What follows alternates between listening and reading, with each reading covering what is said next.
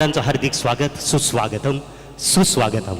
अत्यंत शानदार असा सोहळा या ठिकाणी संपन्न होत आहे. या सोहळ्याचे प्रमुख अतिथी, ज्यांच्या वाणीतून महाराष्ट्रातल्या लाखो लोकांच्या हृदयामध्ये विराजमान झालेलं व्यक्तिमत्व, ज्येष्ठ विचारवंत माननीय डॉक्टर इंद्रजीत देशमुख साहेब यांचं या ठिकाणी हार्दिक हार्दिक स्वागत. या समारंभासाठी उपस्थित असलेले श्री बाळासाहेब माने शिक्षण प्रसारक मंडळ अंबव या संस्थेचे अध्यक्ष माननीय विजयसिंह माने साहेब, त्याचबरोबर जिल्हा परिषद सदस्य मनीषा माने वहिनी साहेब, कार्यक्रमासाठी उपस्थित असलेले ग्रामपंचायतीचे वाठारचे सरपंच माननीय महेश कुंभार सर, त्याचबरोबर आजच्या या कार्यक्रमासाठी उपस्थित असलेले सर्व मान्यवर यांचं या ठिकाणी हार्दिक स्वागत. टाळ्यांच्या गजरामध्ये हार्दिक स्वागत आहे. सुस्वागतम सुस्वागतम.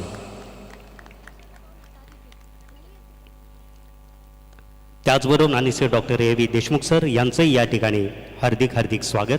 मान्यवरांचं पुन्हा एकदा जोरदार टाळ्याने हार्दिक स्वागत आहे. अत्यंत देखणा सुंदर असा सोहळा आपल्या उपस्थितीमध्ये संपन्न होत असताना आम्हाला मनापासून आनंद होत आहे. शानदार अशा या कार्यक्रमामध्ये आपलं या ठिकाणी हार्दिक स्वागत आहे. सुस्वागत. Good evening, everyone. Reminded by the words of Helen Keller, optimism is the faith that leads to achievement. Nothing can be done without hope and confidence. The same hope with which I am sharing the air of brightness with the young scholars present here studying with me. Let us embark on the journey of self-discovery, empowerment, and the optimistic hope that leads us towards the final goal. Let us ignite the fire within us and unleash our potential. Welcome, welcome, welcome to Fusion 2K24 of Ashokrao Mane Group of Institutions. कसं आहे, माणसाने ठाम राहायला शिकावं. निर्णय चुकला तरी हरकत नाही. स्वतःवर विश्वास असला की जीवनाची सुरुवात कुठूनही करता येते.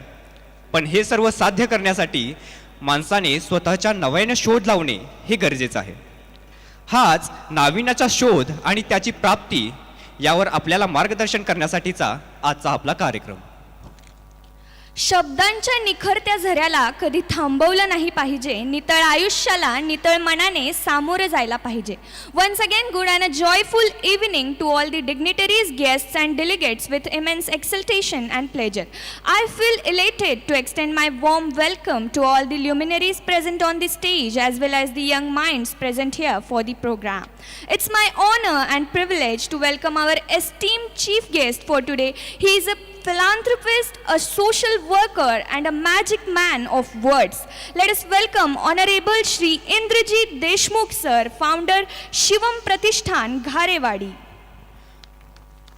Let us also welcome the cornerstone of our institute, a supportive guidance and a backbone of the family, Honorable Shri Vijay Mane Sahib, who is President of Balasaheb Mane Shikshak Prasarak Mandal Ambab and Director of KDCC Bank Kolhapur. A graceful presence on tonight's evening. Let us welcome Mrs. Manisha Vijay Mane Vahini Sahib, ex-member Jilha Parishad Kolhapur.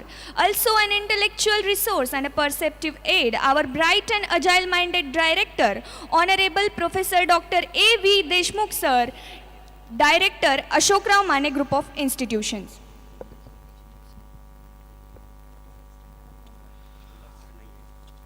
Let us extend our warm welcome to the driving force behind all the incredible events taking place today, Honorable Professor and Vice Principal of Ashokrav Mane Group of Institutions, P.B. Ghewari sir. The curator of the impressive array of events happening for the past few days. Let us welcome Honorable Dr. J.M. Shinde sir, Dean, Students Affairs and Convener of Fusion 2K24. Let us welcome all the deans and all the people present here today. We appreciate each and every one of your presence here.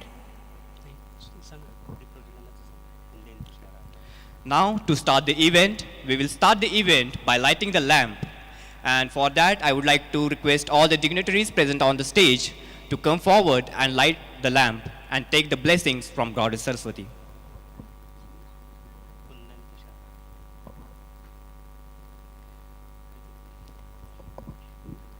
अंधारातून जाते ही प्रकाशाची वाट. अंधारामध्ये चाचपटत बसणाऱ्या समाजाला शिक्षणाची गरज आहे. आणि गरज ओळखूनच स्वर्गीय अशोकराव माने साहेबांनी श्री बाळासाहेब माने शिक्षण प्रसारक मंडळ अंबप या संस्थेची स्थापना केली. त्यातलंच एक रोपटं की ज्याचा वटवृक्ष झाला एम जॉय यांच्या माध्यमातून आजचा शानदार सोहळा संपन्न होत आहे. आणि या सोहळ्याचं शानदार असं उद्घाटन मान्यवरांच्या पवित्र हस्ते या ठिकाणी संपन्न होत आहे. टाळ्यांच्या गजरामध्ये हार्दिक स्वागत. या कुंदे तुषार हार धवला, या शुभ्र वस्त्रावृता, या वीणावर दंड मंडित करा, या श्वेत पद्मासना, या ब्रह्माच्युत शंकर प्रभृतिभिः देवैः सदा वन्दितः, या मां पातु सदा सरस्वती भगवती निशेष जाड्यापहा, निशेष जाड्यापहा. अंधारात चाचपटत बसणाऱ्या समाजाला शिक्षणातून खऱ्या अर्थानं दिव्य प्रकाश मिळावा. समाजातील तळागाळातील लोकांना शिक्षण मिळावं. शिक्षण हे वाघिणीचं दूध आहे आणि ते दूध जो प्राशन करेल तर तो गुरगुरल्याशिवाय राहणार नाही. डॉक्टर बाबासाहेब आंबेडकरांचं हे विधान सत्य ठरवण्याचं काम स्वर्गीय अशोकराव माने साहेब यांनी आपल्या शिक्षण वृक्षातून केलं. आणि त्याचाच हा एक क्षण म्हणजेच Ashokrao Mane group of institutions वाठार या संस्थेचा बघता बघता वटवृक्ष झाला. या वटवृक्षाच्या खाली शिक्षण घेणारे आमचे सर्व विद्यार्थी त्यांच्या कलागुणांना वाव मिळावा, त्यांना संधी मिळावी म्हणूनच हा उठाठेव करण्यात आला. आजचा हा शानदार सोहळा आपल्या प्रमुख उपस्थितीमध्ये संपन्न होत आहे. याचा आम्हाला मनापासून आनंद होत आहे. म्हणूनच आजच्या या शानदार अशा कार्यक्रमाचं प्रास्ताविक करण्यासाठी मी व्हाईस प्रिन्सिपल PV घेवारी सर आपणाला विनंती आहे की या कार्यक्रमाचं आपण प्रास्ताविक करावं.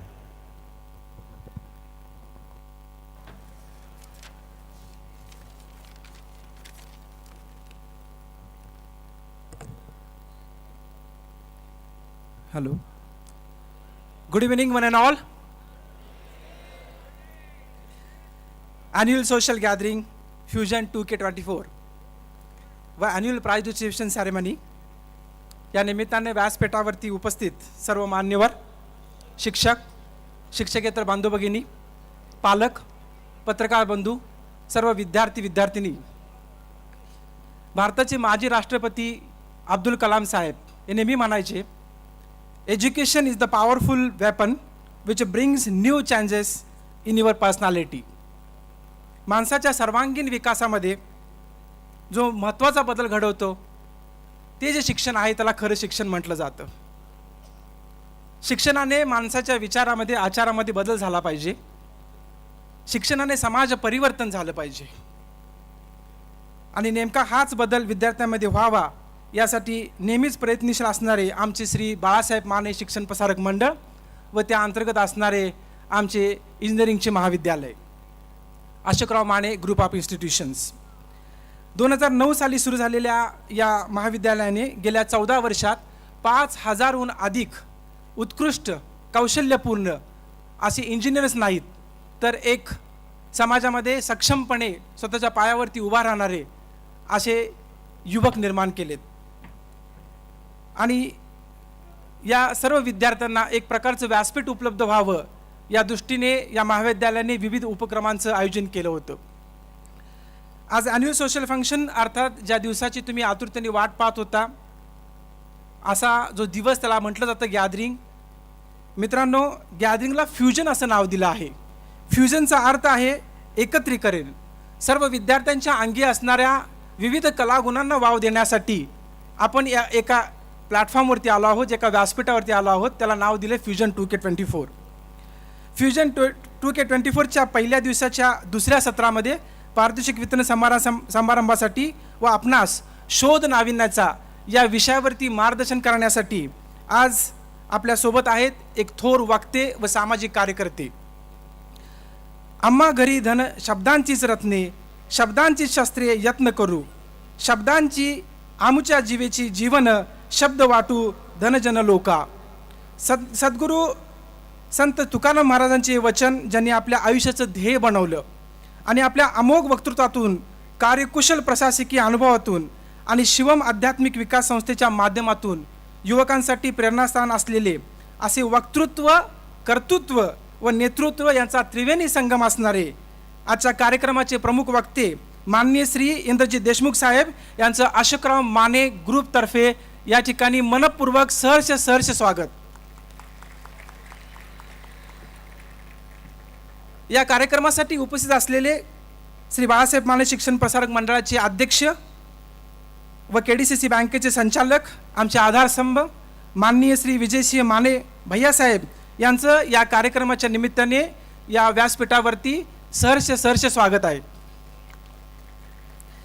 माजी जिल्हा परिषद सदस्य व आमच्या प्रेरणास्थान माननीय सौ मनीषा वैनी साहेब यांचंही या कार्यक्रमाच्या निमित्ताने या ठिकाणी सर्वांच्या वतीने हार्दिक सहर्ष स्वागत आहे. त्याचबरोबर महाविद्यालयाचे संचालक आदरणीय डॉक्टर अजय देशमुख सर यांचंही सर्वांच्या वतीने मनपूर्वक मी स्वागत करतो. फ्युजन 2K24चे समन्वयक डॉक्टर JM शिंदे सर यांचंही या ठिकाणी मनपूर्वक स्वागत आहे. उपस्थित सर्व पालक बंधू, भगिनी, ग्रामस्थ व पत्रकार बंधू यांचंही मनापासून या ठिकाणी हार्दिक स्वागत करतो. सर्व डीन, विभाग प्रमुख, शिक्षकेतर बंधू भगिनी, विद्यार्थी-विद्यार्थिनी यांचं या पारितोषिक वितरण समारंभासाठी व आजच्या या कार्यक्रमासाठी मी सहर्ष स्वागत करतो. आज आपल्यासमोर जे वक्ते उपस्थित आहेत यांचा थोडक्यात परिचय मी देतो. त्यांच्याबद्दल जितकं बोलणं तितकं कमीच आहे. सरांचं नाव आहे श्री इंद्रजीत दत्ताजीराव देशमुख. सांगली जिल्ह्यातील माहुली गावी समाजसेवेचा वारसा असणाऱ्या कुटुंबात जन्मलेले माननीय श्री देशमुख साहेब यांनी त्यांचं पदव्युत्तर शिक्षण म्हणजे MSc ॲग्रिकल्चर इकॉनॉमिक्स हे महात्मा फुले कृषी विद्यापीठ राहुरी येथून पूर्ण केलं. 1991 साली महाराष्ट्र लोकसेवा आयोग परीक्षेतून गटविकास अधिकारी म्हणून त्यांची निवड झाली. 1993 ते 97 गटविकास अधिकारी पंचायत समिती शिरोळ येथे, तसेच 1997 ते 2002 गटविकास अधिकारी पंचायत समिती कराड येथे त्यांनी कामकाज केलं. त्याचबरोबर 2002 ते 2005 प्राचार्य ग्रामसेवक प्रशिक्षण केंद्र कोल्हापूर व 2005 ते 2008 उपायुक्त जलसुराज पुणे या ठिकाणी कामकाज पाहिलं. 2008 ते 2011 मुख्य कार्यकारी अधिकारी क्षमता विकास वसुंधरा प्रकल्प महाराष्ट्र राज्य व 2011 ते 2015 उपायुक्त विकास पुणे येथे कार्यभार सांभाळला. 2015 ते 2018 अतिरिक्त मुख्य कार्यकारी अधिकारी जिल्हा परिषद कोल्हापूर येथे कामकाज करून 31 जुलै 2018 रोजी सरांनी स्वेच्छानिवृत्ती घेतली. असा त्यांचा सर्व प्रशासकीय अनुभव आहे. प्रशासकीय सेवेत काम करत असताना सामाजिक कार्याची आवड असलेले आजचे आपले प्रमुख वक्ते यांनी सामान्य लोकांसाठी, विद्यार्थ्यांसाठी, युवकांसाठी अतिशय सुंदर साहित्य लिहिलं. त्यापैकी त्यांची प्रसिद्ध झालेली पुस्तके निर्मळ गाव निर्मळ जीवन, जय हो मंगल हो, बोल अमृताचे, तस्मात योगी भव, शब्द अंतरीचे, जाता पंढरीशी, त्याचबरोबर काव्यसंग्रह अनाहताचा आत्मस्वर असे एक साहित्यिक आज आपल्यासोबत आहेत. अक्षर पुरस्कार, अक्षर मानव पुरस्कार, नेताजी सुभाषचंद्र बोस युवा गौरव पुरस्कार, वाघप्रभू पुरस्कार अशा विविध पुरस्कारांनी साहेबांना सन्मानित करण्यात आलं आहे. समाजाच्या कृतिशील प्रबोधनातून अवघ्यांचे आयुष्य आनंदी मंगलमय करण्याच्या पवित्र भावनेने आदरणीय इंद्रजीत देशमुख साहेबांनी 2000 साली घारेवाडी तालुका कराड जिल्हा सातारा येथे शिवम आध्यात्मिक व सांस्कृतिक विकास प्रतिष्ठानाची स्थापना केली. 100 शिवम साधकांसोबत सुरू असलेला त्यांचा हा प्रवास सध्या 20,000हून अधिक साधकांसोबत अखंडपणे सुरू आहे. सामर्थ्यशाली युवा घडवणाऱ्या बलशाली युवा हृदय संमेलनास दरवर्षी हजारो युवती युवक सहभागी होतात. सदृढ समाजाच्या निर्मितीकरता विविध सामाजिक कार्यातून त्यांनी शिवम प्रतिष्ठानाचे कार्य अविरतपणे सुरू ठेवले आहे. वाचनाचा प्रचंड व्यासंग, अध्यात्माचा सखोल अभ्यास आणि त्यातून केलेले चिंतन मनन समाजातील सर्व स्तरांवर पोचावे, सर्वांनी आचार विचार समृद्ध व्हावे व त्याचबरोबर तरुणांना योग्य दिशा देऊन भारताची भावी पिढी निर्माण व्हावी, सक्षम व्हावी यासाठी अनेक व्याख्याने व प्रबोधनाद्वारे आपल्या अमोघ वाणीतून अनेकांच्या आयुष्यात चैतन्य निर्माण करणाऱ्या माननीय श्री इंद्रजित देशमुख साहेब यांना अशोकराव माने ग्रुपचा मानाचा मुजरा. धन्यवाद. अशोकराव माने ग्रुप ऑफ इन्स्टिट्यूशनचे उपप्राचार्य प्रोफेसर पी.बी. घेवारे सर यांच्या प्रास्ताविकानंतर या कार्यक्रमासाठी उपस्थित असलेले सन्माननीय प्रमुख अतिथी यांचं स्वागत आणि सत्कार सोहळा या ठिकाणी संपन्न होत आहे. सुरुवातीला मी श्री बाळासाहेब माने शिक्षण प्रसारक मंडळ अंबप संचालित Ashokrao Mane group of institutions या सर्व उपस्थितांचं या ठिकाणी हार्दिक स्वागत. सुरुवातीला मी माननीय विजयसिंह माने साहेब आपणाला विनंती आहे की कार्यक्रमासाठी उपस्थित असलेले प्रमुख अतिथी डॉक्टर इंद्रजित देशमुख सर यांचं या ठिकाणी आपल्या हस्ते हार्दिक स्वागत आणि सत्कार करून घ्यावा.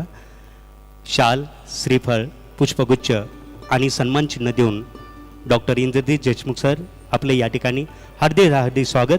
टाळ्यांच्या गजरामध्ये सरांचं हार्दिक स्वागत. अत्यंत देखणा सोहळा आपल्या उपस्थितीमध्ये या ठिकाणी संपन्न होत आहे. धन्यवाद.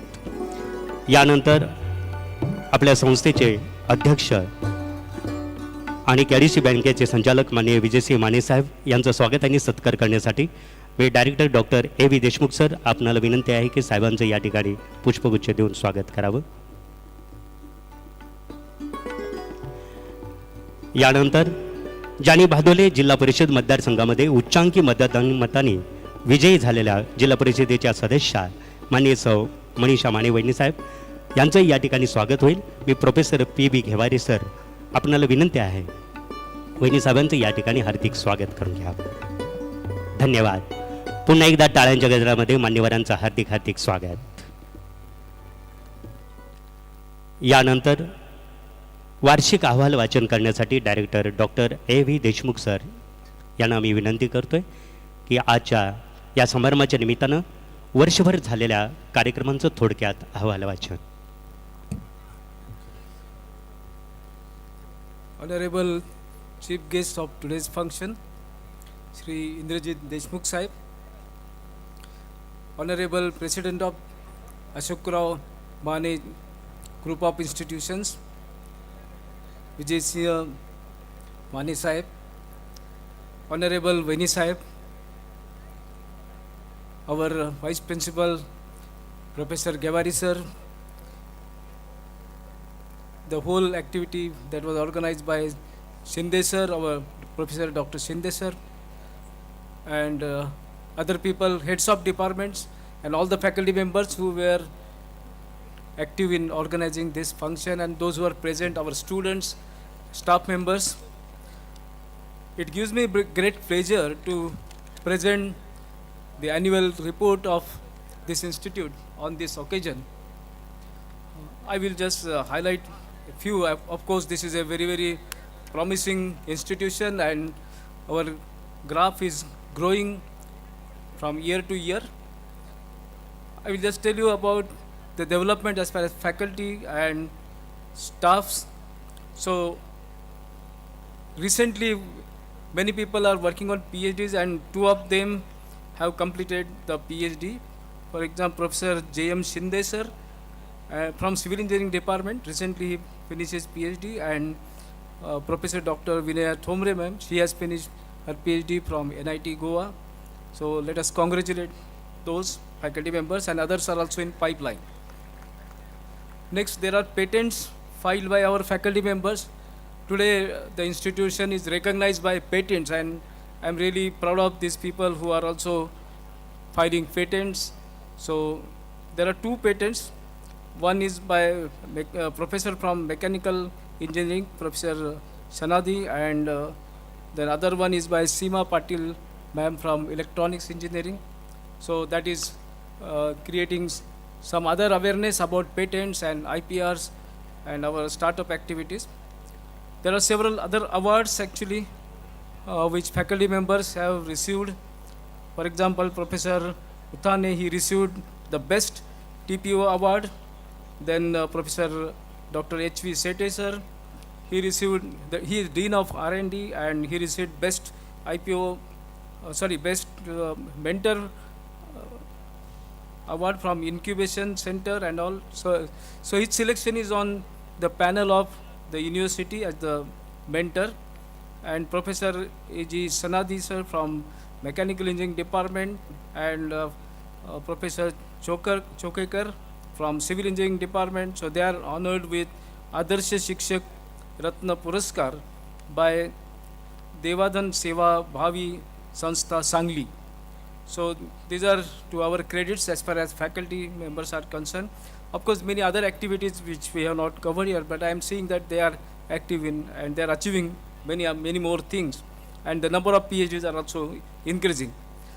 Then as far as students' performance is concerned, our students are very active, and I'm here proud to say that Yashwadaran Patil, the first year student, so he secured the first rank in 65th National Shooting Championship competition in rifle event. Then Kiran Shinde, Akshay Kamble, final year students of Computer Science and Engineering Department. So Kiran Shinde and Akshay Kamble successfully developed and deployed the Ambab Gram Panchayat website. This is quite creditable to our institute. So this is something that is contributed as the outreach and extension activity by our students. Yogesh Devkule and other student, a BTech student from Mechanical Engineering, he secured internship position at DRDO, Defense Research and Development Establishment Organization.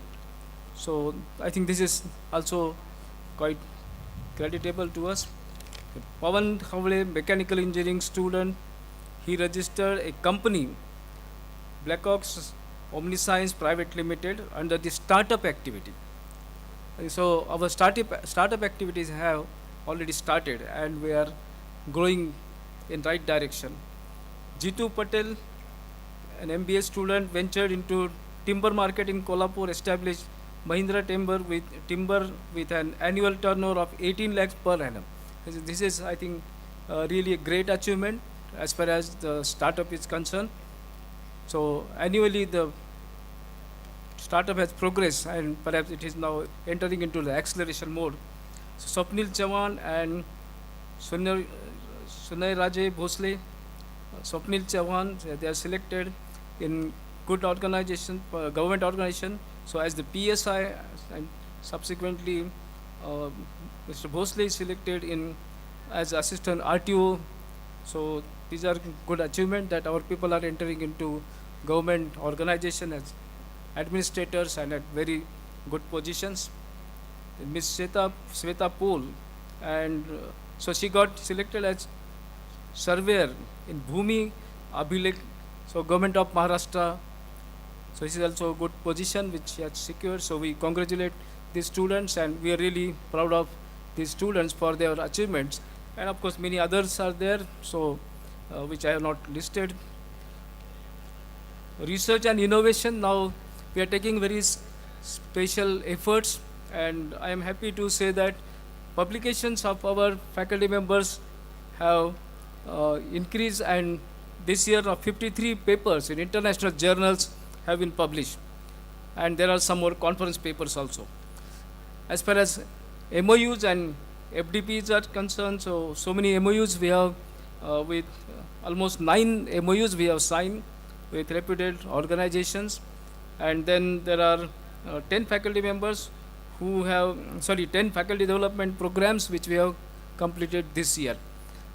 So MOU is one thing, and faculty development program is something else which we have done.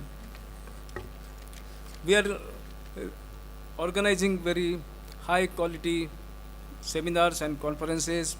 Recently we had very good seminar for faculty members on computational mathematics, and the other one was on data science. Now we have excellent infrastructure and facilities. For example, we have now increased the number of computer systems, and almost 1.25 crore is invested in this, and we got good computer systems now. Then library resources we have increased this time, and almost 7.36 lakhs rupees in this current academic year we have spent for the library, for books and journals. And I'm happy that there are good learning resources, including Delnet and other journals, so people are using those things. There are so many community engagements and outreach programs, extension activities. So typically 17 extension activities we have performed in the last year, and there are blood donation camps, then some port cleaning activities, and some birthday celebrations of orphan children, and festival celebrations with workers, and tree plantation drives were also conducted. So many more credits we have as far as these extension activities are concerned. And training and placement, I think we are very strong. I'm observing that today also we have given maybe certificates and awards to students who got very good placements. So almost 178 students so far this year, and they have been placed through 15 campus drives organized by our institute. So that's a good number, that 15 campus drives in a semester time. And internships were offered to more than 339 students.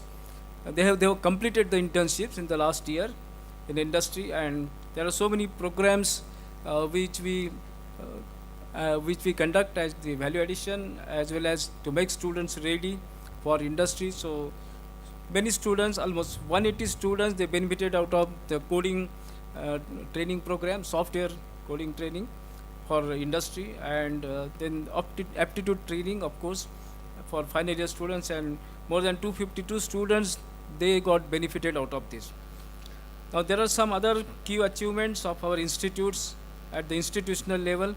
So we have Center of Excellence in electrical engineering in collaboration, and ENTC engineering, of course, with Kimaya Automation Private Limited, Pune. And this is the Center of Excellence on Virtual Instrumentation Lab. I think this is one of the buzzwords in the latest technological world in industry. Then next, Civil Engineering Department has collaborated with Autodesk, and they could establish the Center of Excellence in Planning and Design Lab. So this is also one more step ahead as far as civil engineering concerned, and today we find that civil as well as mechanical, even core branches along with software, they are coming up, and this Center of Excellence will definitely help us in a long run. And there are some rating that we असतं आणि स्वप्नांचं जग असतं. खूप काहीसं करावंसं वाटत असतं, हिम्मत, या सगळ्या गोष्टी असतात आपल्यामध्ये. आणि प्राचार्यांनी मगाशी जे वाचन केलं त्याच्यामध्ये फक्त विजेत्यांचाच इतिहास त्याच्यामध्ये त्यांनी दिला होता. ज्यांना विजेतं व्हायचं आहे त्यांच्यासाठी कोणकोणत्या गोष्टी घडल्या, कशा प्रकारच्या होत्या, ह्या इथं आम्ही या 4 वर्षामध्ये कसं असतो त्याच्यावर राहत असतं असं म्हटलं. आम्ही असामान्य व्हायचं का सामान्य व्हायचं हे आमच्या 4 वर्षाच्या इथल्या जगण्यावरून ठरत असतं. मी स्वतः महाविद्यालयामध्ये आल्यानंतर पहिलं वर्ष मला 12वीला मी नापास झालो. नापास झाल्यानंतर कमी मार्क्स पडले, मला मेडिकलला नाही मिळालं. पण पहिल्या वर्षी मी फ्रस्ट्रेशनमध्ये होतो, सिगारेट ओढायचो, कसा तरी पास झालो. आणि नंतर नेताजी नावाचं पुस्तक मी सेकंड इयरला वाचलं, वि.स. वाळिंबेंचं आणि सुभाष बाबूंचं पुस्तक वाचल्यानंतर मात्र MSc PhD होईपर्यंत फक्त विजयाच्याच गोष्टी मी करत राहिलो आणि बोलत राहिलो. मी हे आपल्याला यासाठी शेअर करतो आहे की ज्यांची परंपरा तुमच्या सोबत आहे,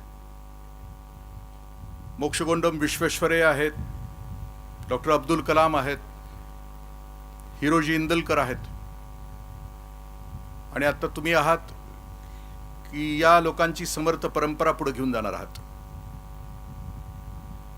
DS कुलकर्णी सर मी माझ्या युवा संमेलनामध्ये आणले होते, त्यावेळेला त्यांनी एक डाटा आमच्या समोर सादर केला होता, त्यावेळच्या तरुणाईच्या समोर.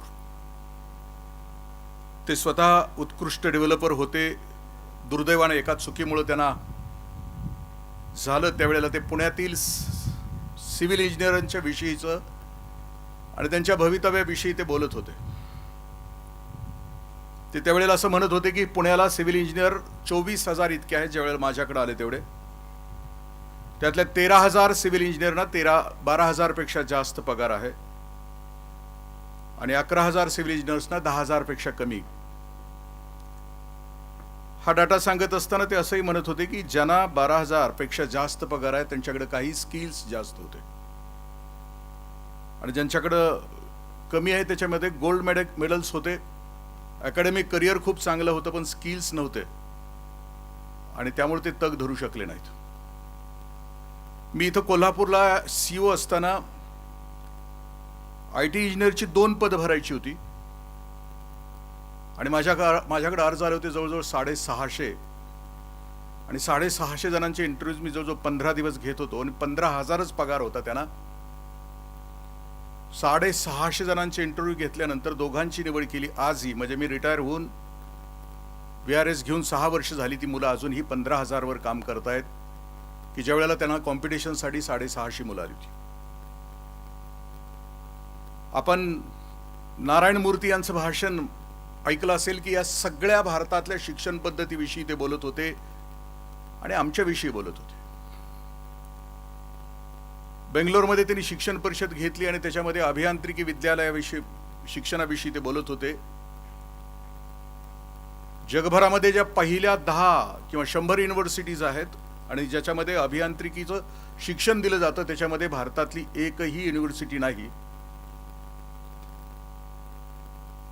नोबेल प्राइज मिळवणारा या देशातला एकही माणूस नाही या क्षेत्रामध्ये, असं ते म्हणत होते.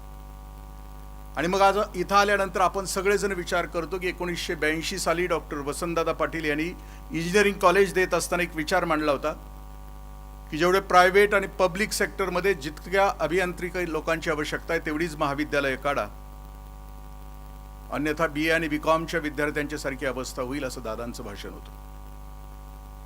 आम्ही ज्या वेळेला या प्रांगणामध्ये येतो आणि 16 वर्ष होऊन गेल्यानंतर असं म्हटलं जातं की थोडीशी आयुष्यामध्ये स्थिरता येते, आई वडिलांच्या आपल्याविषयीच्या अपेक्षा, आपण त्यांच्याविषयी त्यांची परतफेड कशी करायची याच्याविषयीची जाणीव निर्माण होते आणि मग याच जाणीवेतून मला स्वतःला घडायचं आहे, मला स्वतःचं अस्तित्व निर्माण करायचं आहे, यासाठी आम्ही आमच्या महाविद्यालयामध्ये त्या पद्धतीनं जगत असतो आणि शिकत असतो. मी BSc ॲग्रीला असताना माझ्याबरोबरची जी मुलं होती, आज 87 नंतर जो 40 वर्षानंतर माझ्याबरोबरची मुलं की त्यांचं करिअर किंवा त्यांचं जगण्याच्या सगळ्या गोष्टी बघितल्यानंतर महाविद्यालयामध्ये ज्या ठिकाणी त्यांनी आपला आयुष्याचा जास्त काळ घालवला त्या ठिकाणी ते यशस्वी झाले असं म्हटलं. मी एक पुस्तक आपल्याशी शेअर करतो. त्या पुस्तकाचं नाव आहे या जीवनाचं करायचं काय, म्हणून डॉक्टर अभय बंग सरांनी तरुणाईसाठी हे लिहिलेलं पुस्तक आहे. त्याच्यामध्ये त्यांनी मांडणी अशी केलेली आहे की 1990 नंतर या तरुणाईचं काय सुरू आहे एकंदरीत आणि त्यांनी कोणत्या गोष्टीकडे लक्ष दिलं पाहिजे याच्याविषयीचं चिंतन केलं. इव्हॉन हरारे नावाचा एक लेखक आहे, 45 वर्षाचा आहे. त्याची 2 पुस्तकं आहेत, होमो सेपियन, होमो ड्युअस, म्हणजे आत्तापर्यंतचा माणूस नावाच्या जातीचा त्यानं आत्तापर्यंतचा इतिहास सांगितला आणि भविष्यामध्ये काय असणार आहेत आव्हानं याच्याविषयी तो त्या पुस्तकांच्या मधून बोलतो आहे. अल्विन टाफलर नावा, मी फ्युचरॉलॉजी विषयी बोलतोय बाळांनो, यासाठी बोलतो की मी 20 वर्षापूर्वी 30 वर्षापूर्वी बोलत होतो त्यावेळेला मी एक तुमचा मोठा भाऊ म्हणून बोलत होतो. आज माझी मुलं तुमच्या वयाची आहेत आणि म्हणून आज मला वडिलकीच्या नात्यानं बोलावंसं वाटतं, कारण मी बघतोय भवताल. मी माझ्या गावामध्ये असलेली 150 मुलं बघतोय की ज्यांचं शिक्षण MSc organic chemistry, engineering, set नेटच्या परीक्षा झालेल्या आहेत, 35 वर्ष वय झाली,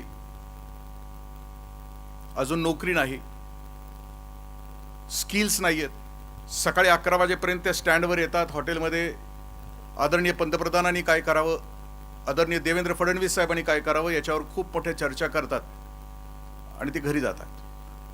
पण जे हिंमतवाली मुलं आहेत की ज्यांनी खूप क्षमतेने स्वतः नाविन्याचा शोध या शब्दाचा अर्थ सांगत असताना एक श्रद्धा ढवण नावाची मुलगी आणली होती. ती आता MSc झाली आहे. घरचं दारिद्र्य, वडील अपंग, दिव्यांग. माझ्या शिक्षणाचा बोज माझ्या वडिलांच्यावर नाही टाकायचा, मी माझं शिक्षण स्वतः पूर्ण करणार म्हणून तिनं 11वीला गेल्यानंतर एक म्हैस घेतली. MSc संपताना आता तिच्याकडे 75 म्हैसी आहेत. 3 मजलीचा गोठा तिनं बांधलाय.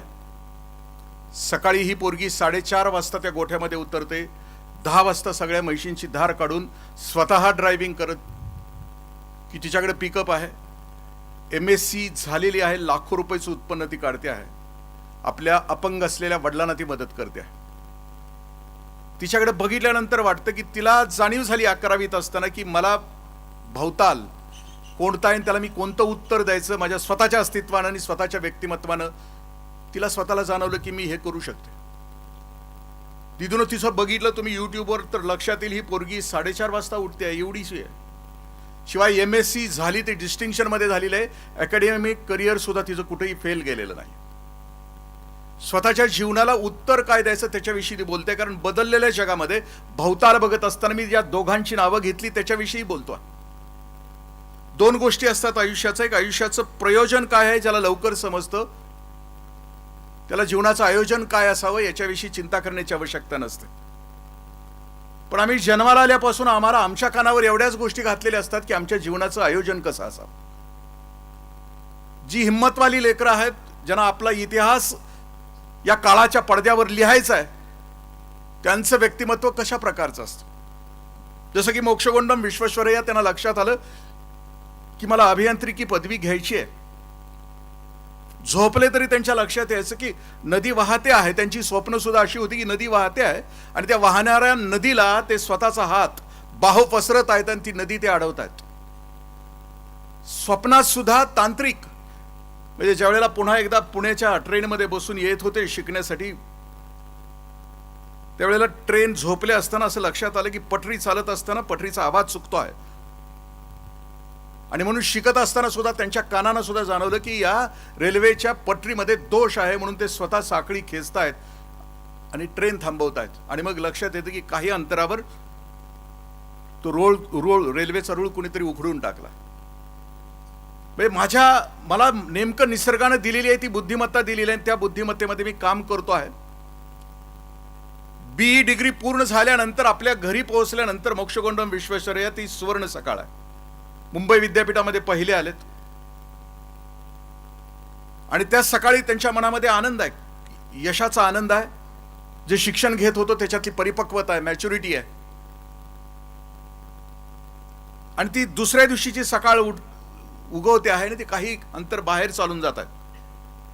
थोडासा पाऊस पडलाय, त्यांनी लिहिलंय, वर्णन केलंय मोक्षगुंडम विश्वेश्वरय्याने. खूप आनंदित होतो, पाणी पडत होतं, सूर्यकिरण नुकतीच उगवली होती, माझ्या घरातल्या दारातून आत आली होती. मी खूप प्रसन्न होतो आणि मी 10 मिनिटं पुढे चालून आल्यानंतर घराच्या बाहेर एक वृद्ध स्त्री वाकली आहे. तिच्या डोक्यावर मोळी आहे, लाकडाची मोळी आहे. 80-85 तिचं वय असावं.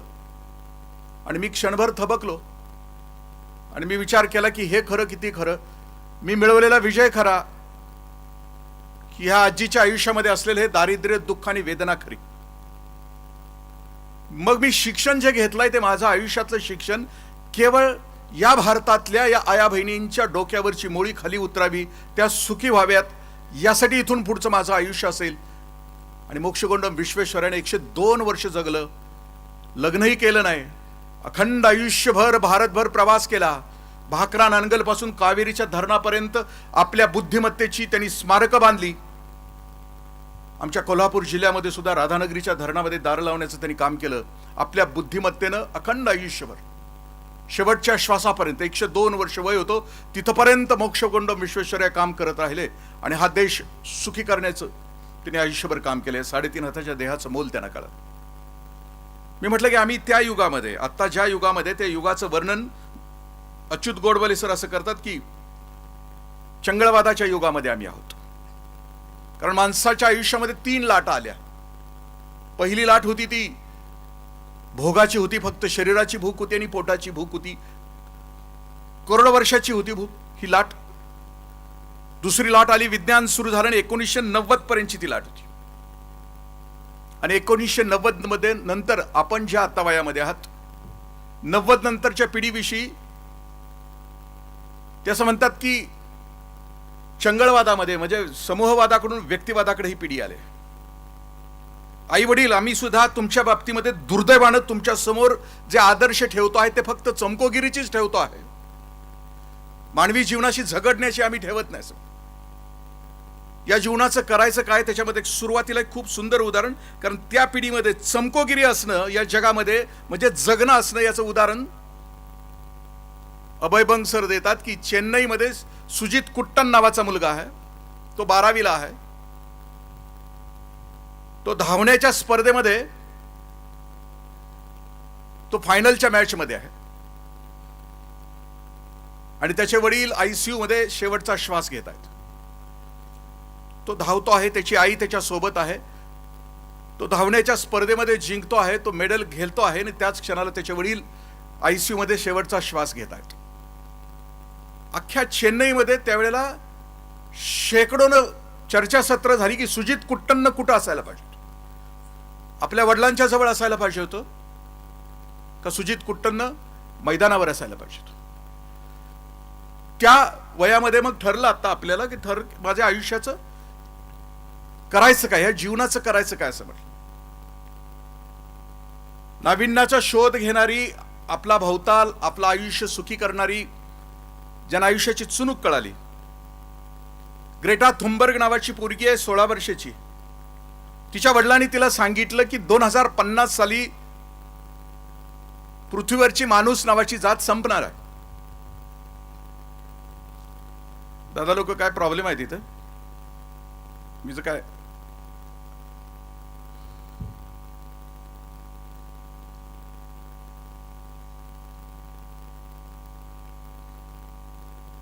16 वर्षाची ती पोरगी आहे. तिच्या वडिलांनी तिला असं सांगितलं की 2050 साली पृथ्वीवरची माणसाची जात संपणार आहे. पृथ्वीचं टेम्परेचर 55 डिग्री सेंटीग्रेड पेक्षा जास्त होणार आहे. खायला अन्न नसेल, प्यायला पाणी नसेल, श्वास घ्यायला हवा नसेल. या ग्रेटा थुनबर्ग नावाच्या 16 वर्षाच्या पोरीनं स्वीडनच्या संसदेच्या समोर एक बोर्ड लिहिला. आशुतोष देऊळगावकर सरांनी ते पुस्तक तिच्यावर लिहित असताना सुरुवातीला 1-2 पानामध्ये त्यांनी बटरफ्लाय थिअरी नावाची थिअरी लिहिली आहे. ते असं म्हणतात की घनदाट जंगलामध्ये एखाद्या फुलपाखरानं आपले पंख हलवले तर त्याचा परिणाम पॅसिफिक समुद्रामध्ये सुनामी येण्यामध्ये होतो. त्याला बटरफ्लाय थिअरी असं म्हटलं. एखादं फुलपाखरू जंगलाच्या कोपऱ्यामध्ये छोटंसं पंख फडफडतं आणि समुद्रामध्ये लाटा येतात. तशी ग्रेटा थुनबर्ग नावाची 16 वर्षाची पोरगी, तिच्या लक्षात आलं की 2050 साली माणूस नावाची जात संपणार आहे. ग्रीन हाऊस इफेक्ट आहे. उत्तर आणि दक्षिण अंटार्क्टिकावरचं बर्फ वितळणार आहे. 11 मीटर इतका समुद्र उंच येणार आहे. अल गोर नावाच्या अमेरिकेच्या उपराष्ट्राध्यक्षांनी फिल्म चित्रित केलं होतं, ते तिनं पाहिलं आहे. त्या चित्रामध्ये तो अल गोर असं म्हणतात की 2050 साली ते स्वतःच्या आयुष्याचं उदाहरण देऊन सांगतात. ही पोरगी तरुणाईला आव्हान करते आहे. त्या स्वीडनच्या संसदेच्या समोर एक छोटासा बोर्ड पाठीमागे लिहिते आहे आणि ती सांगते पोरांना की फ्रायडे फॉर द फ्युचर. तुम्हाला पृथ्वी तुमच्या लायकीची हवी असेल, श्वास घ्यायला हवा, प्यायला पाणी आणि खायला अन्न तुम्हाला हवं असेल तर तुमच्या आयुष्यातला शुक्रवार शाळा बुडवा आणि माझ्यासोबत या. 5 कोटी तुमच्यासारख्या संवेदनशील पिढीनं तिला पाठिंबा दिला. 1 वर्षानंतर तिचं भाषण झालं. तिला 5 लाख पोरं जॉईन झाली होती. त्याचा परिणाम असा झाला की युनोला वसुंधरा परिषद या पोरीसाठी बोलवावी लागली आणि वसुंधरा परिषदेचं प्रास्ताविक या पोरीला करायला लावलं. 4 मिनिटं आणि 52 सेकंदाचं या मुलीचं भाषण आहे युनोमध्ये केलेलं. ही बोलते आहे. तिच्या चेहऱ्यावरचा भाव, तिच्या नजरेतली ताकद, तिचे बाहेर पडणारे शब्द जगभरातून आलेल्या प्रत्येक देशाच्या प्रतिनिधीला हेलावून सोडतायत. ती विचारते आहे जगभरातून आलेल्या प्रतिनिधींना, पुढाऱ्यांना विचारते की तुम्हाला कोणता विकास हवा, कोणती गोष्ट निसर्गाने दिलेली आहे. कल्पना चावला तिच्या फॅमिलीशी माझा खूप जवळचा संबंध. मी तिच्या घरी जाऊन आलो, तिच्या घरातली माझ्या घरी. पापाजी आता तिचे वडील 1 ऑगस्टमध्ये निघून गेले, जग सोडून निघून गेले. ते पुण्याला यायचे, त्यांची टायरची फॅक्टरी होती. मी पुण्याला उपायुक्त असताना यायचे, माझ्या घरी यायचे. माझी मुलं लहान होती, संध्याकाळी ते विचारायचे पापाजींना की पापाजी मोंटू दीदी कशी होती, तिला कधी समजलं, ध्येय कधी समजलं. पापाजी सांगत राहायचे, उन्हाळ्याच्या दिवसामध्ये आम्ही सगळेजण गच्चीवर झोपायचो. वर आकाशातून यान निघालं, रॉकेट निघालं की हिला खूप आनंद व्हायचा. आणि हिनं ठरवून टाकलं, वयाच्या 5व्या-6व्या वर्षी ठरवून टाकलं तिनं की आता आपलं स्वप्न ठरवलं की आकाशामध्ये भरारी घ्यायची. ती घरी असताना तिच्या टेबलच्या काचेखाली, तिच्या स्टडी रूमच्या समोर सुद्धा तिनं चित्र जी लावली होती ती सगळी रॉकेट आणि विमानाची लावली. स्वप्न ठरून गेलं तिचं की मला भरारी घ्यायची. ती एरोनॉटिक्स इंजिनिअरिंगची पदवी तिनं पूर्ण केली, अमेरिकेला गेली. जॉन पीरे नावाच्या तरुणाबरोबर ती विमान उडवायला शिकली आणि अंतराळामध्ये जायचं होतं, तिची परीक्षा तिने दिली. अंतराळामध्ये ज्याला जायचं असतं, बुद्धिमत्तेची परीक्षा संपल्यानंतर शेवटची जी परीक्षा असती ती धैर्याची असते, पराक्रमाची असते. एका बंद खोलीमध्ये तुम्हाला अडकवण्यात येतं. कधी डोळ्यावर प्रखर प्रकाश, कधी कानावर कानठळ्या वाजवणारा आवाज, पुढच्या क्षणाला तुमच्या समोर मृत्यू आहे असं वातावरण तयार केलं जातं. आणि मृत्यूच्या क्षणाला सुद्धा तुमचं मन संतुलित असेल तरच ती व्यक्ती अवकाशामध्ये जाऊ शकते. तिला धैर्य असं म्हटलं. कल्पना त्या परीक्षेमध्ये पास झाली. पहिला प्रवास तिचा अंतराळामधले 7 वर्षानंतर, भारत सोडल्यानंतर 7 वर्षानंतर तिचा प्रवास झाला. ती अवकाशामध्ये असताना तिला आठवण येत होती की देश कसा आहे बघावा.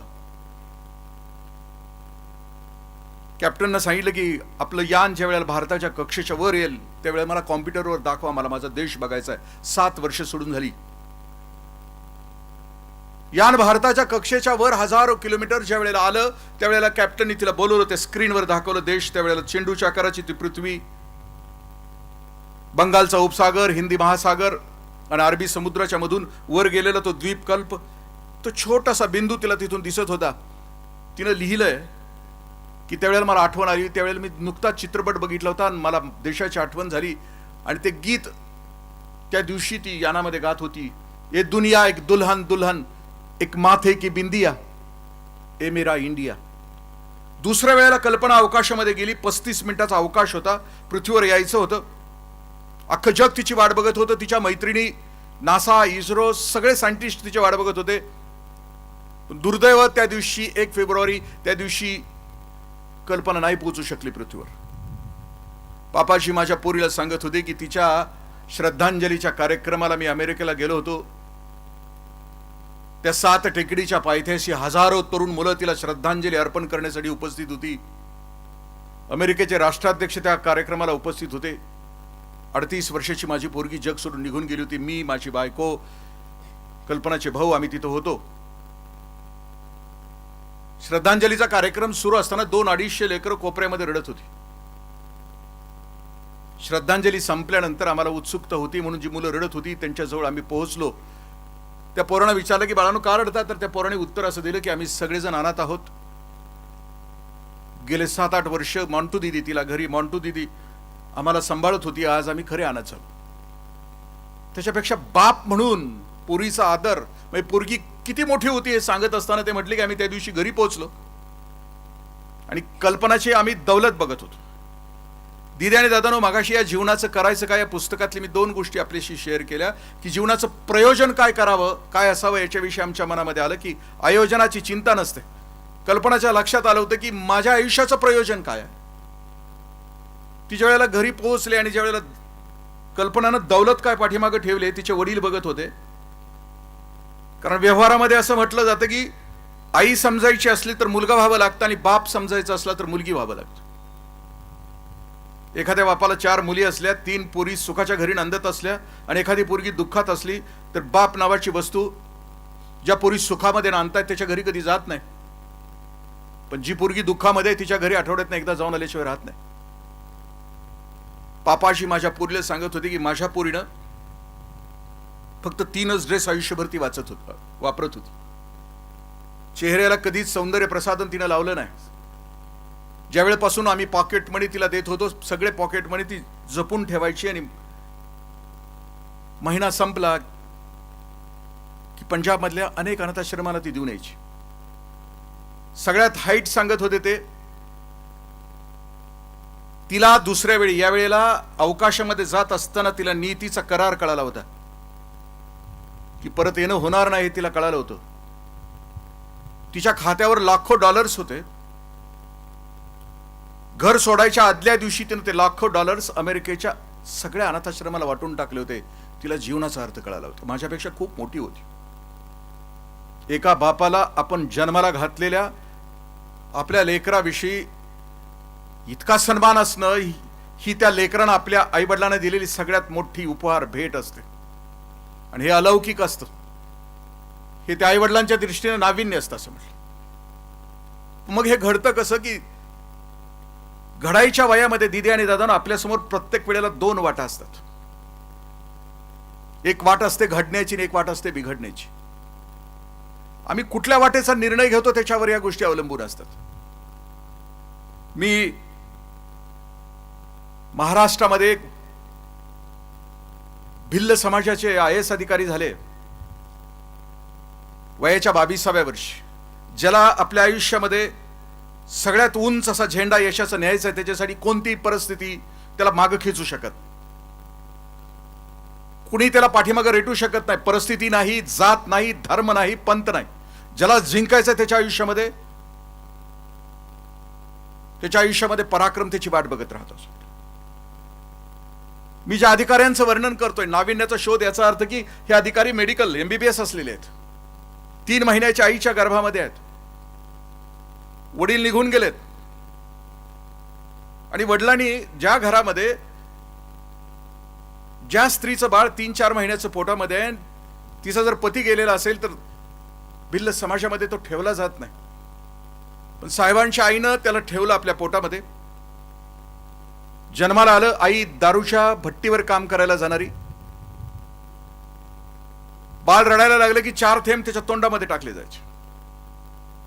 5-6 वर्षाचं झाल्यानंतर आईच्या लक्षात आलं की माझं पोरग राजहंस आहे, बगळा नाहीये, वेगळा आहे माझं पोरग. बाळानं ज्ञानेश्वरीमध्ये राजहंसाचं एक वर्णन खूप सुंदर केलंय. बगळा आणि राजहंसामध्ये फरक काय? मानस सरोवरातला एक राजहंस ह्या राजाराम टँकवर आला कोल्हापूरच्या, आणि तिथं तो आल्यानंतर त्याच्या भोवती त्या राजाराम तलावातले बगळे सगळे त्याच्या भोवती फडफड करत येऊन बसले. राजहंस दिसायला देखना सेलिब्रिटी, पांढरा शुभ्र चोच, लाल चुटूक, पाय उंच, तेही गुलाबी. पाहुणा एकदम निराळा दिसल्यावर राजाराम टँकवरच्या बगड्यांनी प्रश्न त्याला विचारायला सुरुवात केली की पाहुणं गाव कुठलं? ते म्हणजे मानस सरोवर. म्हणजे ते कुठं आहे? ते म्हणजे हिमालयात आहे. कसं आहे ते सरोवर? तो म्हटलं की 8-9 किलोमीटर खोल आहे. वरून पैसा टाकला तर तो दिसतो. पैसा यासाठी म्हटलं की आमच्या सगळ्यांच्या जीवनाची कुत्तरओढ फक्त पैशासाठी आहे. ईट, ड्रिंक अँड बी हॅपी, हे दिल मांगे मोर. जीवनाचे मार्ग 2 असतात. एक standard of living and standard of life, 2 असतात. मी 2 उद्योगपती आपल्याशी शेअर करतो आणि पुन्हा राजहंसाकडे येतो. एक उद्योगपती आहे ते या देशामध्ये ज्यांच्या अंगावरची साडी 10 लाखाच्या वरची आहे. ही आजची साडी उद्या नाहीये. ज्यांच्या पायातली चप्पल 2 लाखाची आहे. ज्यांच्या हातातला मोबाईल 5 कोटीचा आहे. ज्यांचा 50वा वाढदिवसाला 350 कोटी खर्च करण्यात आले. वृद्ध व्हायला लागलं की आता आम्ही वृद्धापकाळाकडे झुकतोय. आमचं हे गळतं. म्हणून त्या उद्योगपतीने ते ऑपरेशन करून घेतलाय, प्लास्टिक सर्जरी. ती कधीच वृद्ध दिसणार नाही. तिच्या चेहऱ्यावर सुरकुत्या कधीच असणार नाही. कारण कुणालाच म्हातारा व्हावं असं वाटत नाही. मी सुद्धा आज रंगरंगोटीच करून आलोय. पांढरा केस झाला एक मिशीचा की माणूस धडपडत असतो की तो पेस अर्धा तास त्याच्याशी झटत असतो. याला तारुण्य फ्रीजमध्ये ठेवायचं असतं. दुसरी उद्योगपती आहेत की जी तुमची पूर्वज आहे. 1000 रुपयाची साडी अमेरिकेतल्या विमानतळामध्ये बिझनेस क्लासमध्ये त्या बसल्यात. आणि बिझनेस क्लासमध्ये काही भारतातल्या स्त्रिया आहेत, त्यांच्या अंगावरची साडी कमी किमतीची आहेत म्हणून त्यांच्याकडे बघून ती असं म्हणतायत श्रीमंत स्त्रिया कॅटल केडर आहे. जनावरांच्या केडरमधली बाई आमच्या कशी काय बसली, बिझनेस क्लास मध्ये कशी काय बसली, चुकली का काय, तिचं तिकीट बघा, ती इकॉनॉमिक क्लासमध्ये बसायला पाहिजे होती. चिडवण्यात आलं, त्यांच्यावर काहीच परिणाम नव्हता. भारतात आल्या आणि आपल्या ऑफिसमध्ये बसल्या होत्या आणि 8 दिवसानंतर ज्या स्त्रिया केटल केडर म्हणून द्वेष करत होत्या, त्याच केटल केडरच्या त्या स्त्रिया यांच्या केबिनमध्ये आल्या होत्या, त्यांच्या एनजीओला देणगी मागण्यासाठी, भीक मागण्यासाठी. यांच्या अंगावरची साडी 1000ची. ओरिसामध्ये 1000 हॉस्पिटल्स त्यांनी काढलेली आहेत की जे आदिवासींच्यासाठी मोफत आहेत. 1.5 लाख लेकरांना इंजिनियर आणि डॉक्टर त्यांनी केले. दारात आला लेकरू, कुणाला परत पाठवलं नाही, प्रत्येकाचं शिक्षण त्यांनी पूर्ण केलं. अलगूज, पुण्यभूमी भारत, महाश्वेता यासारखी अद्वितीय पुस्तकं लिहिली. रस्त्यानं चालायला लागले तर दिदी आणि दादा नजरा झुकतात त्यांच्या पावलावर. माझा कट्टावर त्यांना एक प्रश्न विचारण्यात आला होता की तुम्ही शॉपिंग करून किती दिवस झाले. आमच्या बायकांना शॉपिंग मेनिया असतो. उगाचच दुकानातनं फिरून यायचं महिन्यातनं. बऱ्याच वेळेला नवरा बायको रस्त्यानं निघाले, नवऱ्यानं बायकोला घट्ट हात पकडला तर समजून चालायचं. त्याला विचारलं की एवढं प्रेम आहे का, रस्त्यावरून पार घट्ट हात. त्यामध्ये हात सोडला की खिसा मोकळा होईल म्हणून घट्ट हात धरलेला असतो. कारण आमच्या बायकांना शॉपिंग मेनिया असतो. जाऊन फिरून आल्याशिवाय चालत नाही. साड्यांचा थर आमच्या घरामध्ये असतो. कोरोनानं आम्हाला शिकवलं की साड्या जास्त लागत नाहीत, कपडे जास्त लागत नाहीत. 1.5 वर्षामध्ये आम्ही 4 साड्यामध्ये भागलो. सगळ्या साड्या डांबर गोळ्यात होत्या. आईनं दिलेली, आईच्या आईनं दिलेली, बानं दिलेली, बाच्या बानं दिलेली, रंग चांगला, सूत चांगला, सगळं. आणि आम्ही 2 बरबुडा 2 टी शर्टवर 1.5 वर्ष काढलं. लय लागलं नाही आम्हाला.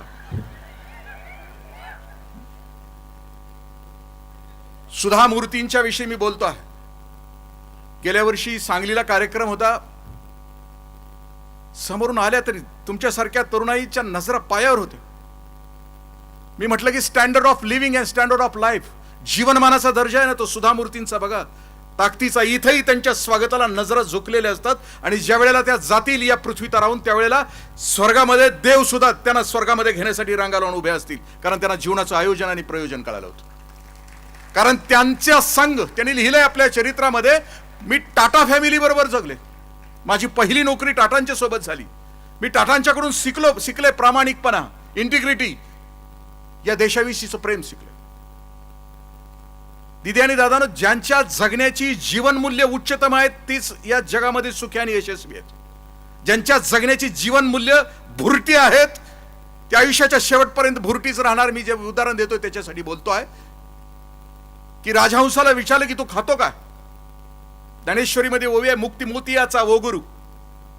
तो म्हटला की आम्ही मोती आणि हिरेमाणिक मोती खातो. ज्ञानेश्वरी असं सांगते की हिरेमाणिक मोती चोचीमध्ये पकडले त्या राजहंसानं की त्याचं त्या रसायन आहे त्याच्या जिभेमध्ये, ते रसायन पाझरतं आणि ते त्याच्या पोटामध्ये जातं आणि त्याच्यावर तो जगतो. राजाराम टँकवरच्या बगड्याना राग आला, म्हणजे मोती कसं काय खाते. म्हणजे ते फडफड फडफड फडफड केले रागानं, त्याच्याकडे बघायला लागले. म्हणजे तू जाऊ दे, तू खात असशील हिरे माणिक मोती. त्या मानव सरोवरात मासे आणि खेकडे आहेत का सांग. म्हणजे आम्ही त्या भूमिकेवर, म्हणजे मी आता सांगतो ना त्याच भूमिकेवर, त्यांच्या आईच्या लक्षात आलं की माझा राजहंस आहे.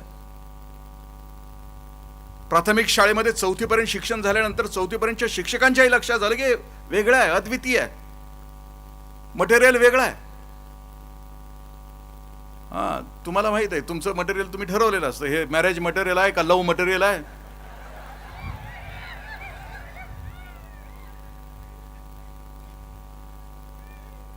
तसंही 4थी पर्यंत शिक्षण पूर्ण केलं. 5वी ते 12वी आदिवासी हॉस्टेलमध्ये. 12वीला सीईटीची त्यावेळीची परीक्षा, सीईटी मध्ये महाराष्ट्रात दुसरे आले. ग्रँड मेडिकल कॉलेज मुंबईला ऍडमिशन मिळालं. मुंबईच्या ग्रँड मेडिकल मध्ये शिकत असताना प्रत्येक विषयात पहिले, विद्यापीठाच्या सगळ्या परीक्षामध्ये गोल्ड मेडल, 2च ड्रेस, पायामध्ये स्लीपर, वर्गात खाली उतरत असताना स्लीपर वाजायची, रविवारी फीस्ट, जेवायला संध्याकाळी नाही, पैसे नसायचे, वरडीच्या चौपाटीवर जायचं, हवा खायचं, झोपायचं. MBBS पूर्ण झाल्यानंतर MDची कॉम्पिटिटिव्ह एक्झामचा अभ्यास करण्यासाठी लायब्ररीत बसले आणि UPSCची जाहिरात बघितली, भरली. 6-7 महिन्याच्या अभ्यासामध्ये ते IAS झाले. त्यांचा सत्कार जळगावला होता. आईला घेऊन आले होते.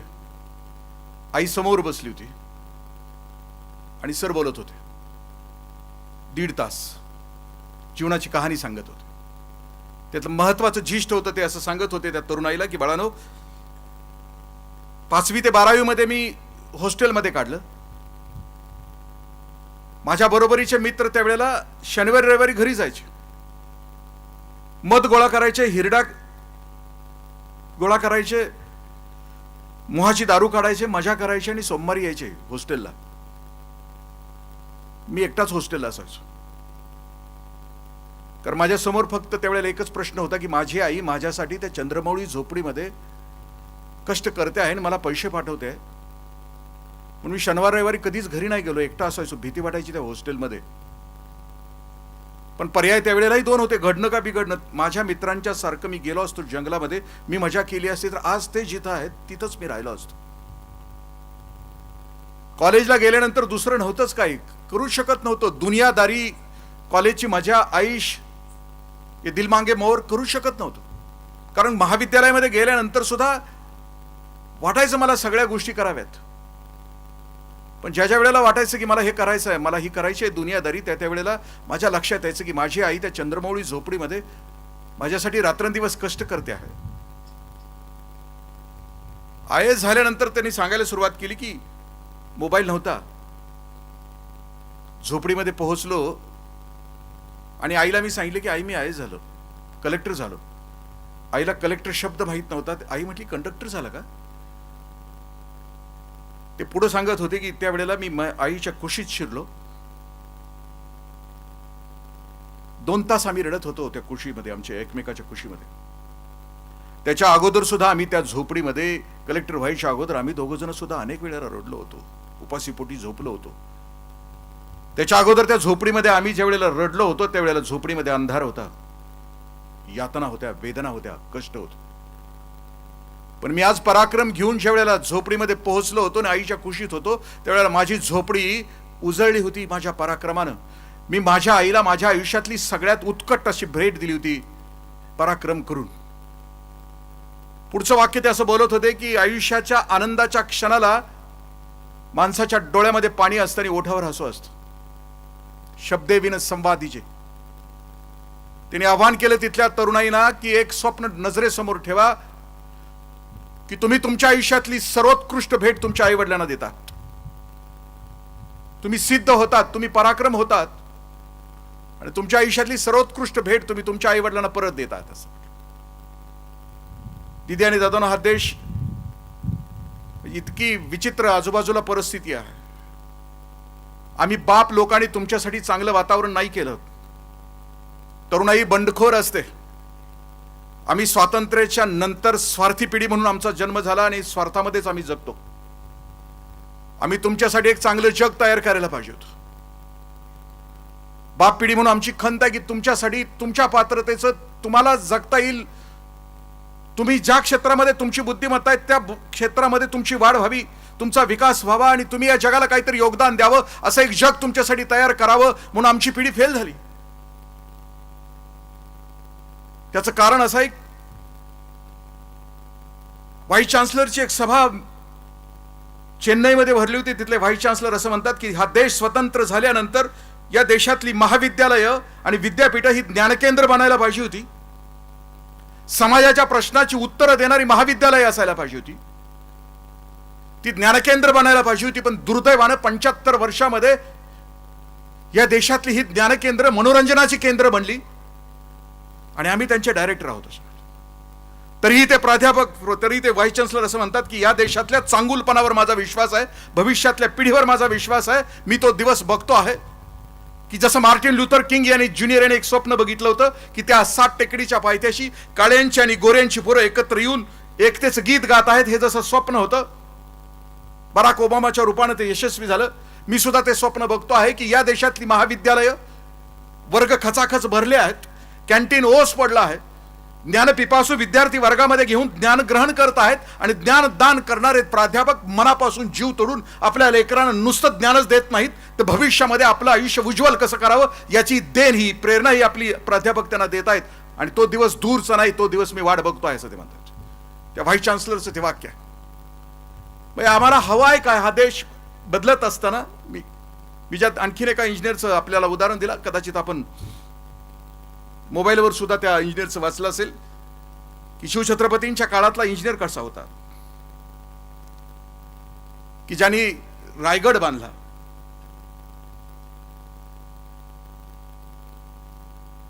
सिद्धी यायचे, इराण आणि इराकमधून सिद्धी यायचे,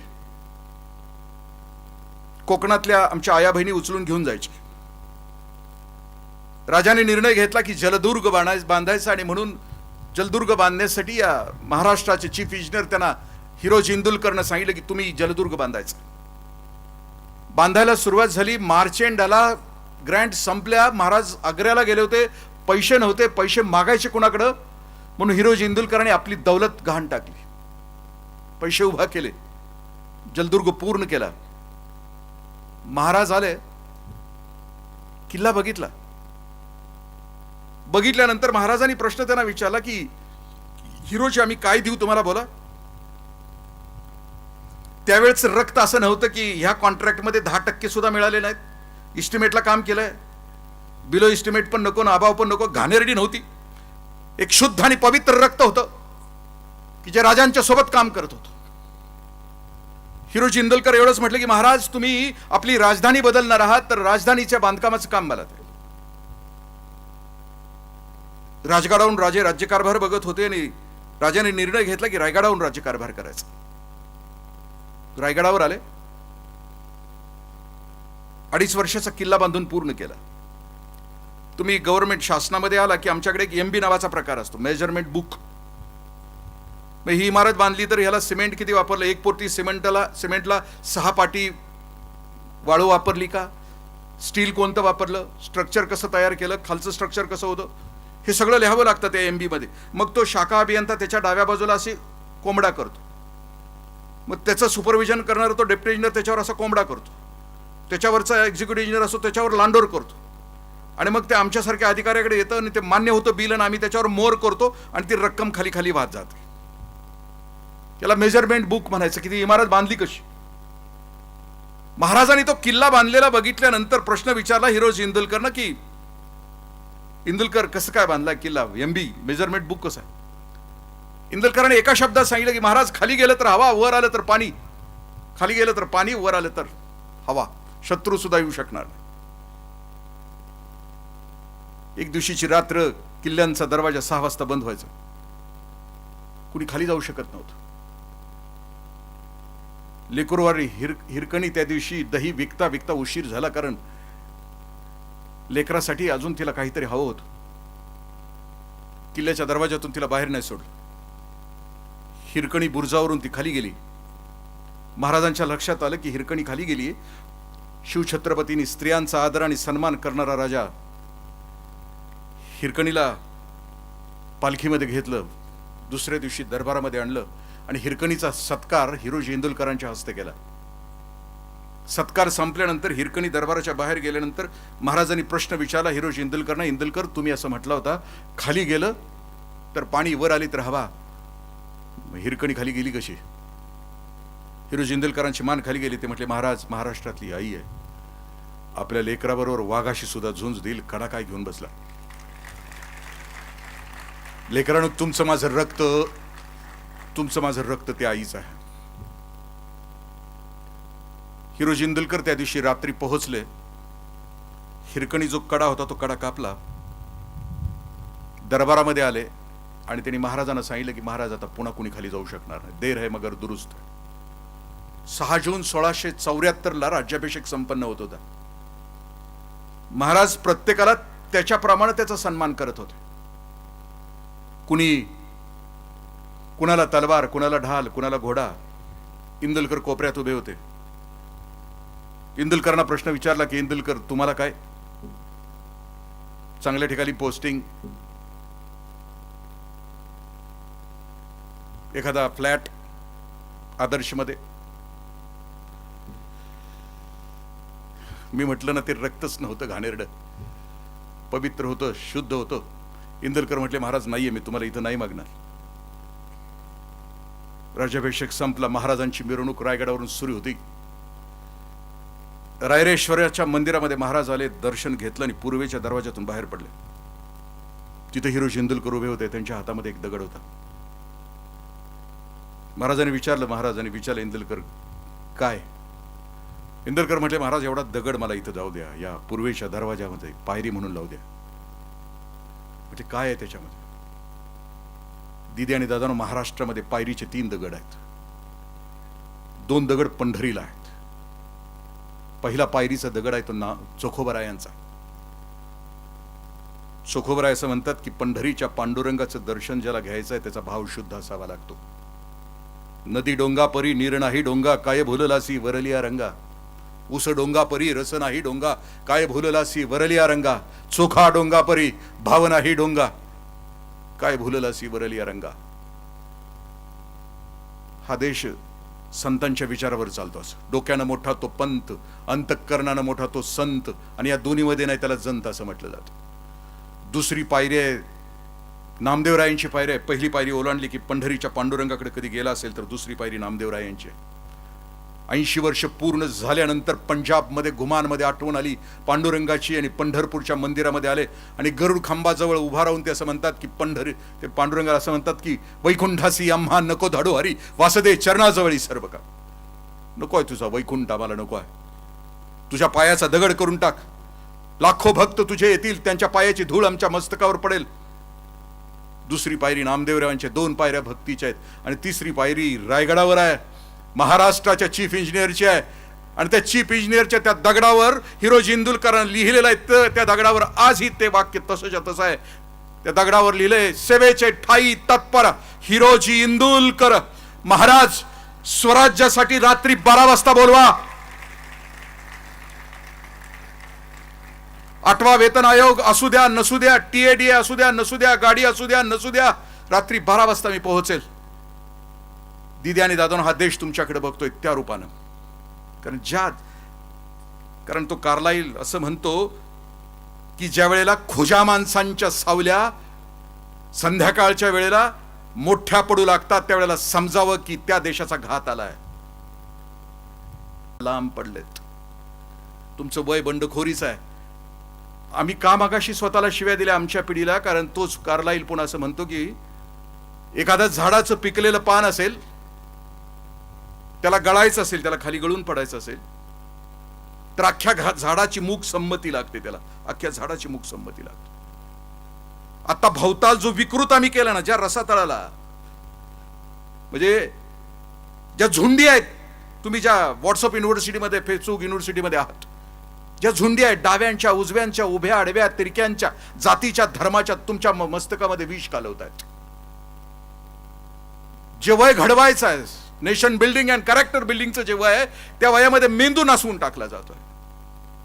आणि आम्ही गप्प राहिलो, आमची पिढी गप्प राहिलो. आम्ही याच्याविषयी नाही, तुमच्या लायकीचं शांत समाधानी तृप्त असं वातावरण तुमच्यासाठी नाही करू शकलो. तुमच्याकडे या दृष्टीने बघतायत, कारण अभय बंग सरांचं शेवटचं उदाहरण त्याच्यामध्ये असं आहे. ते म्हणतात की आत्ताच्या तरुणाईच्या समोरची आव्हानं जरूर आहेत, पण जे हिम्मतवाले तरुण आहेत, ज्यांना जिगर कळालाय, ज्यांना फक्त नोकरी नाही करायची सोमवार ते शुक्रवार, त्यांना सिसिफस नाही व्हायचं. सोमवारी जन्माला यायचंय, मंगळवारी मोठं व्हायचंय, बुधवारी लग्न, गुरुवारी पोरं, शुक्रवारी आजारी, शनिवारी लईच आजारी ना आयतवारी मरायचं. ज्यांना नाही ना, एक क्षुद्र जीवन नाही जगायचं. 30 वर्ष नोकरी करायची, पुन्हा कुठेतरी फ्लॅट प्लॉट घ्यायचा, सकाळी उठायचं, नाना पार्कमध्ये जायचं, खोटं खोटं हसायचं. अखंड आयुष्यभर नोकरी केल्यानंतर जी गुलामीची सवय लागते, त्या गुलामी आली की त्या माणसाला 2च प्रश्न असतात. नोकरी करणारा माणूस गुलामी करतो असं मी नाही म्हणत, ते म्हणतात. त्या गुलामी सुद्धा उत्थान काम करता येतं. रिटायर झाले की माणसाला 2च प्रश्न असतात. पोरं काय करतात आणि तब्येत कशी आहे. दोन्ही बरबाद. कारण नोकरी करताना कधी प्रामाणिकपणा नाही, व्यापकता नाही, विशालता नाही. हा देश घडवायचा नाही. हम दो हमारे दो, माँ बाप फेक दो, दळभद्री संसार, स्वार्थ, संकुचितपणा, लबाडी, खोटेपणा, बेईमानी, गद्दारी, हरामखोरी याशिवाय अखंड आयुष्य गेलेलंच नसतं आमचं. आणि मग प्रश्न उरतो, आणि मग तरुणाईची जबाबदारी कोणती राहते. खूप सुंदर उदाहरण देतात बाळांनो. ते असं म्हणतात की हवा असा तरुण जंगल जागा करणारा, की जसं जंगलामध्ये वाघ आला किंवा सिंह आला तर जंगलातलं चितळ असतं, चितळ काळवीट असतं, त्याच्या लक्षात येतं की काही अंतरावर वाघ आलाय, सिंह आलाय, त्याला जाणवतो. तो जाणवलं की जोरात किंकाळी देतो, जोरात ओरडतो.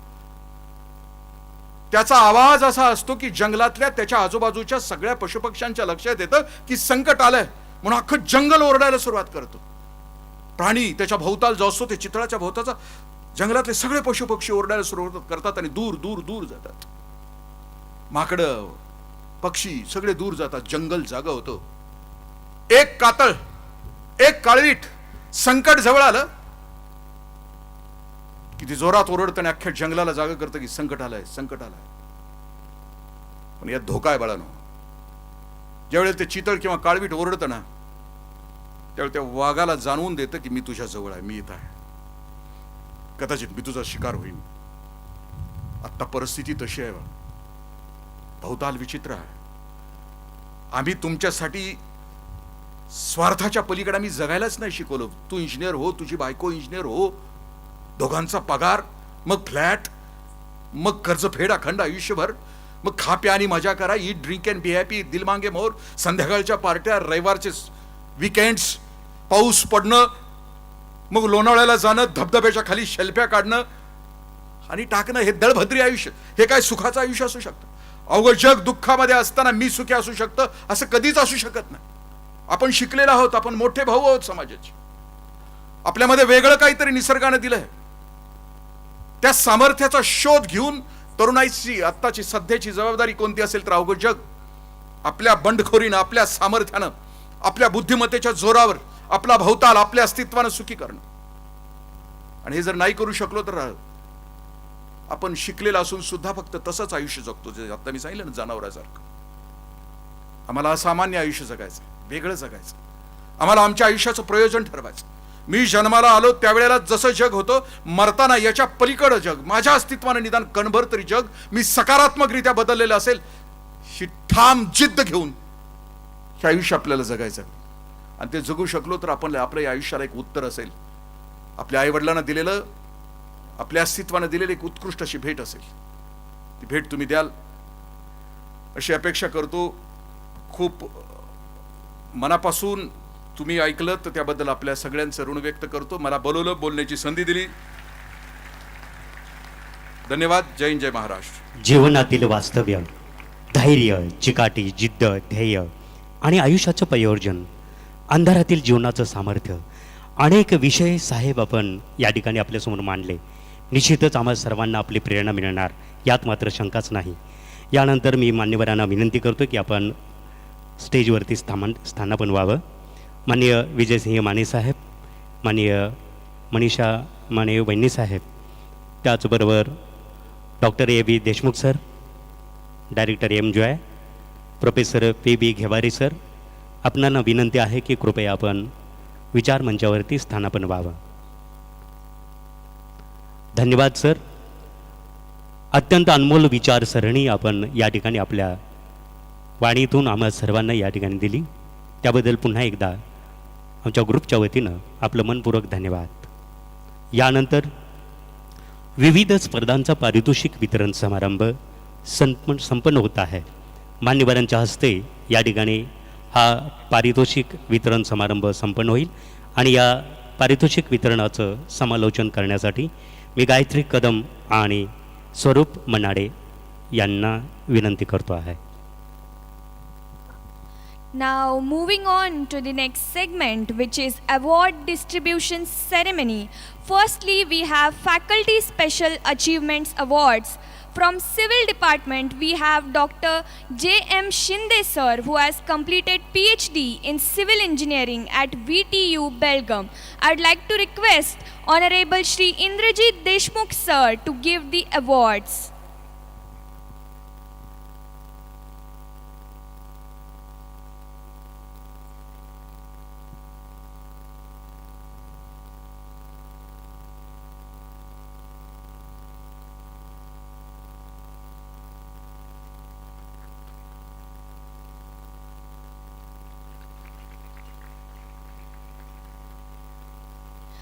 Now the next special achievement is from the electrical department, Dr. V.K. Thomre ma'am, who has completed PhD in electrical and electronics engineering at NIT Goa. I'd like to request Honorable Shri Indrajit Deshmukh sir to give the awards.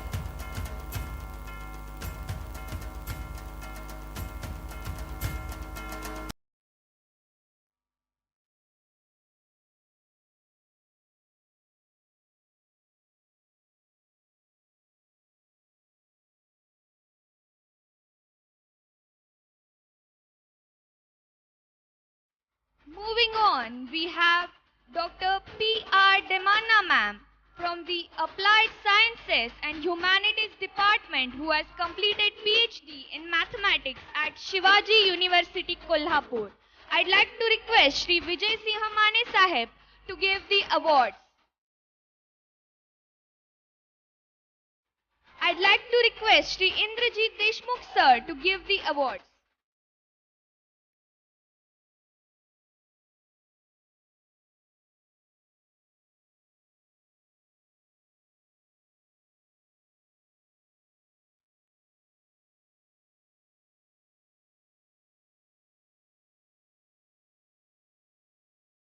Moving on, we have Mr. D.S. Bhosle sir from the Sports Department, who has been selected as coach in Dibatu University Kabaddi team,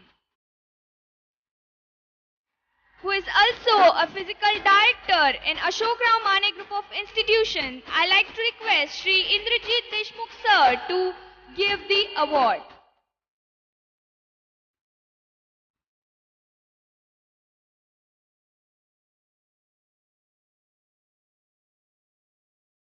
Moving on to the next category, which is Best Outgoing Students.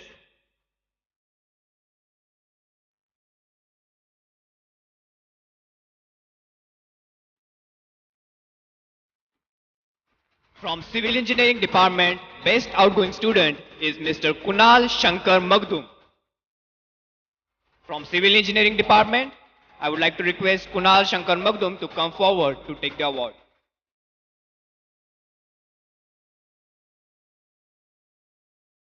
If the parents are also present, then I would like to request, please come on the stage.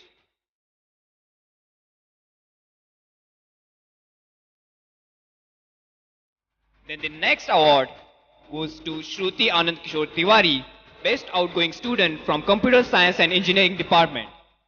If the parents are present, I would like to tell them to come with the students.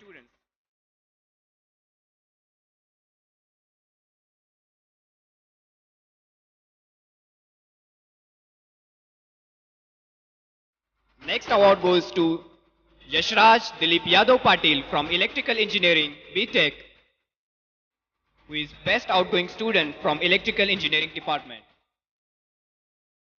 Yashraj Dilip Yadav Patil.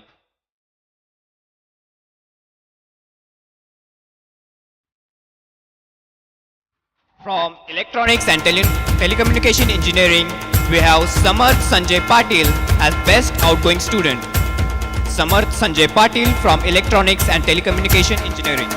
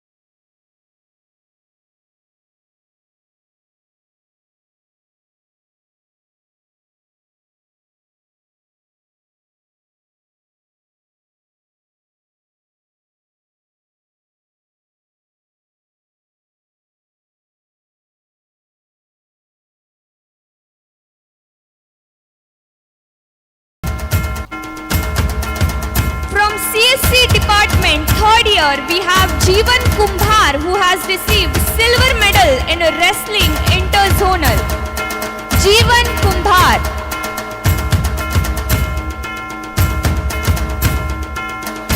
From ENTC department, second year, we have Sahil Deepak Patil, who has also received silver medal in wrestling interzonal.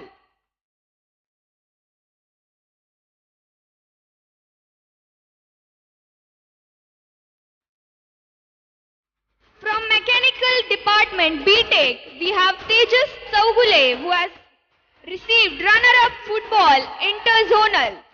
Tejas Saugule.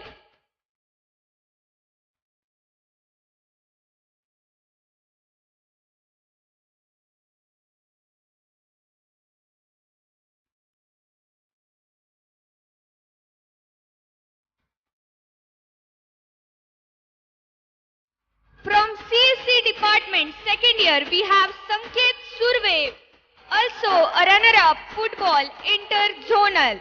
Sanket Surve.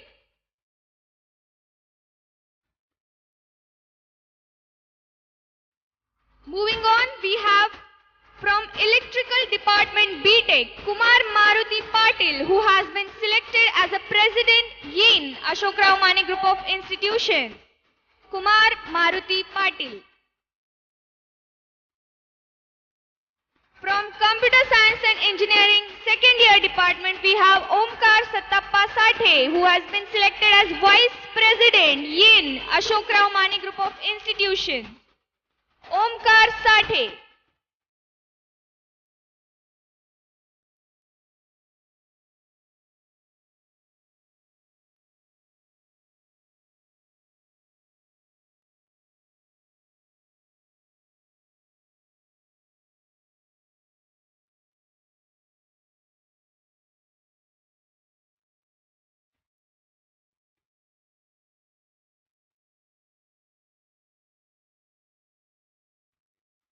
Now the moment you all been waiting for from such a long time, it's time for General Championship winner.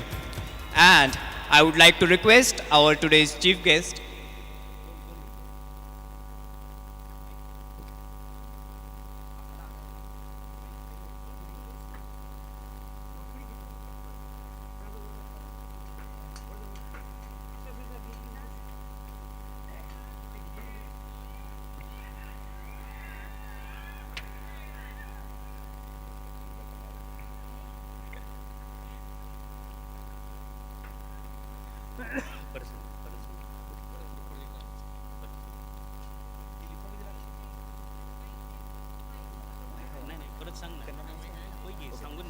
now it's time for General Championship winner declaration.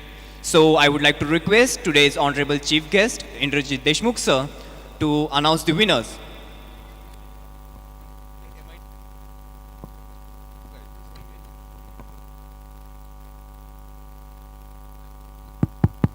Hello.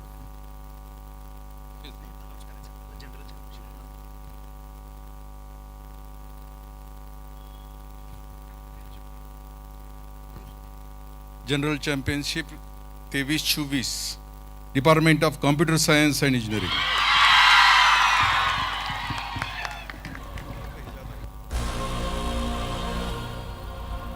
This is a warning.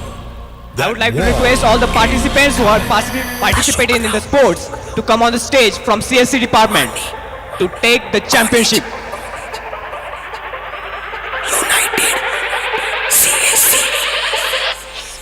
Una gatita que le gusta el mambo. DJ Rahul. United. CSC. Congratulations to CSC department for winning the United. General Championship 2K24. CSC. AMGOI. Water.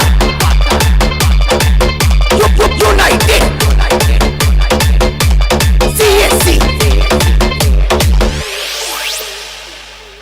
Soy tu gatita.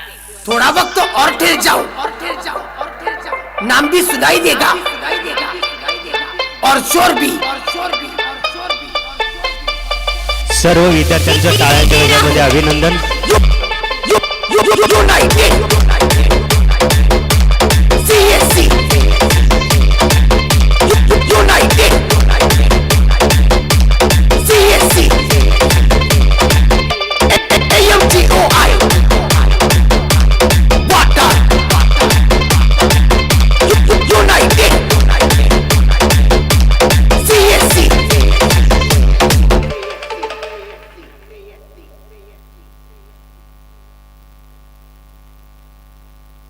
This is a warning. सर्व विद्यार्थ्यांनी खाली बसून घ्यायचं आहे. Ashokrao sound बंद करा. सर्व विद्यार्थ्यांना या ठिकाणी हॅलो हॅलो कृपया खाली बसून घ्या. सर्व विजेत्यांचं पुन्हा एकदा हार्दिक हार्दिक अभिनंदन. यानंतर या कार्यक्रमाचं आभार प्रदर्शन करतायत student affairs dean doctor JM Shinde sir. सत्काराचा हार कशाला, निरोपाचा भार कशाला, इथे आपलीच माणसे असताना आभाराचा भार कशाला. असे म्हणतात की आपल्याच माणसांचे आभार मानायचे नसतात, पण एक ह्या स्नेहसंमेलनाची औपचारिकता म्हणून मी आभार प्रदर्शनासाठी या ठिकाणी ॲज ए कन्व्हेनर म्हणून तुमच्यासमोर उभा आहे. सर्वप्रथम ज्यांच्या अमोघ संभाषणाने अनेकांना प्रेरित केले आणि ज्यांच्या उत्कृत्वाचा, कर्तृत्वाचा आणि कार्यशीलतेचा, विचारांचा सुगंध आपल्यासमोर पसरला, असे आजच्या कार्यक्रमाचे प्रमुख पाहुणे मान्य श्री इंद्रजीत देशमुख साहेब आज बिझी शेड्यूलमधून आपल्यासमोर त्यांनी खूप चांगल्या पद्धतीनं संभाषण केलं, खूप चांगला संदेश दिला. त्याबद्दल मी अशोकराव माने ग्रुप ऑफ इन्स्टिट्यूशन्सच्या वतीने सरांचे आभार मानतो. Thank you sir. ज्यांच्या मार्गदर्शनामुळे आपल्या संस्थेची घोडदौड मोठ्या अभिमानाने डौलाने सुरू आहे, नवनवीन शिखरे ज्यांच्या मार्गदर्शनामुळे आपण पदाक्रांत करीत आहोत, असे आपल्या संस्थेचे अध्यक्ष मान्य श्री विजयसिंह माने भैयासाहेब यांचेही या ठिकाणी मी आभार मानतो. थँक्यू साहेब. तसेच आपल्या मार्गदर्शिका ज्यांचं आपल्याला कायम पाठबळ मिळतं, अशा कोल्हापूर जिल्हा परिषदच्या सदस्या मान्य सौ मनीषा माने वहिनी साहेब यांचंही या ठिकाणी मी आभार मानतो. थँक्यू वहिनी साहेब. त्यानंतर आपल्या महाविद्यालयाचे प्राचार्य डॉक्टर अजय देशमुख सर, त्याचबरोबर त्यांच्या प्रत्येक आपल्या इव्हेंटसाठी सर्वपरीनं आपल्याला मदत करणारे, आपल्याला गायडन्स करणारे आपले मार्गदर्शक, आपल्या महाविद्यालयाचे उपप्राचार्य प्राध्यापक PB घेवारी सर यांचंही मनापासून आभार मानतो. Thank you sir. तसेच आपल्या ह्या ठिकाणी MBAचे इन्चार्ज डायरेक्टर डॉक्टर सागर सुतार सर उपस्थित आहेत, त्यांचेही मी आभार मानतो. Dean quality assurance RS Patil sir यांचंही या ठिकाणी आभार मानतो. तसेच आज ह्या कार्यक्रमासाठी उपस्थित असणारे पालक, पत्रकार बंधू, शिक्षक, शिक्षकेतर कर्मचारी यांचंही या ठिकाणी आभार मानतो. आणि ज्यांच्या उपस्थितीत हा एवढा मोठा छान कार्यक्रम झाला, असे माझे लाडके सर्व विद्यार्थी आणि विद्यार्थिनी, या सर्वांचं या ठिकाणी मी आभार मानतो. Thank you one and all. Doctor JM Shinde sir यांच्या आभार प्रदर्शनाबरोबरच आजचा या ठिकाणी कार्यक्रम संपला. पुन्हा भेटू उद्या सांस्कृतिक कार्यक्रमात याच ठिकाणी. धन्यवाद.